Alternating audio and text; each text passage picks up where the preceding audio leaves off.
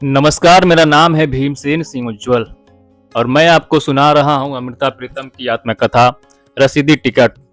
आइए सुनते हैं उसका 18वां भाग, जिसका नाम है 1990।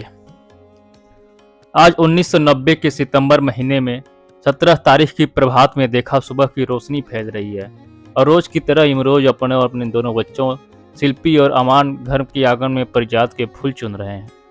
मैं कलम और कागज वहीं छोड़कर नीचे आंगन में चली गई और रोज की तरह उनके साथ मिलकर फूल चुनने लगी। मन में अपनी ही इबारत के अक्षर समाये हुए थे, इसलिए बच्चों को पारिजात की कहानी सुनाने लगी। देखो अमान, तुम अपने स्कूल में एक दिन कृष्ण बने थे, शिल्पी राधा बनी थी। तूने मोर के पंख तो लगा लिए, हाथ में बांसुरी भी ले ली, लेकिन तुम नहीं जानते कि यह पारिजात का पेड़ तुम ही देवताओं की बारी से लगाए हुए थे। अमान पूछ रहा था, मैंने लाया था? कैसे लाया था? मैं उसे बताती रही। जब तुम कृष्ण थे और रुक्मिणी को ला रहे थे तो एक पहाड़ी पर से बहुत प्यारी सुगंध आई। रुक्मिणी ने पूछा, ऐसी सुगंध तो धरती के किसी पेड़ से नहीं आती, फिर यह किन फूलों की सुगंधी है? अमान फूलों की मुट्ठी भरकर उनकी सुगंधी लेने लगा। मेरी कहानी आगे बढ़ी। उस वक्त कृष्ण ने बताया कि यह पारिजात का पेड़ है, जो धरती पर नहीं है, यह सिर्फ देवताओं की बाड़ी में होता है। और उसी वक्त शिल्पी ने कहा, मुझे वह पेड़ चाहिए। बीच में शिल्पी बोल उठी, अम्मा जी, मैंने नहीं कहा था, मैंने बताया। कहा था तब तुम रुक्मिणी थी। शिल्पी अपने स्कूल में राधा बन चुकी थी, इसलिए कहने लगी, अम्मा जी मैं राधा थी, रुक्मिणी नहीं थी। मैं हंसती, हाँ राधा भी थी, रुक्मिणी भी थी। और फिर कृष्ण पारिजात का एक पेड़ देवताओं की बाड़ी से ले आए और अपने आंगन में लगा दिया। शिल्पी फूलों को हाथ में लिए उन्हें गौर से देखने लगी।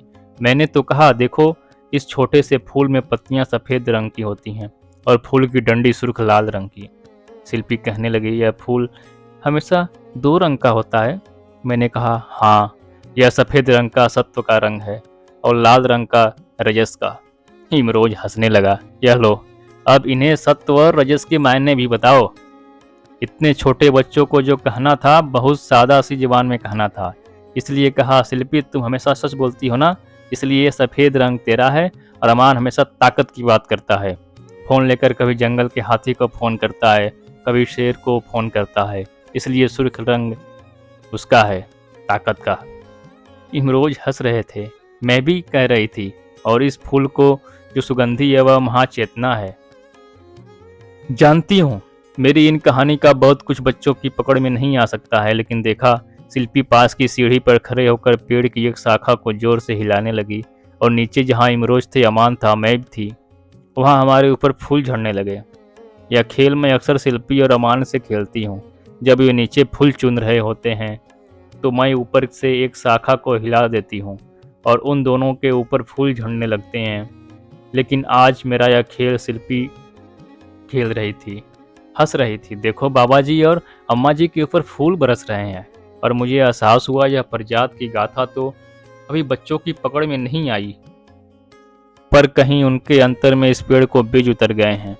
वे जब बड़े होंगे, सत्व और रजस के अर्थ जान जाएंगे, तो महाचेतना का कुछ अर्थ भी उनकी पकड़ में आएगा और यही अपने अंतर में सोए हुए देवताओं को जगाना है।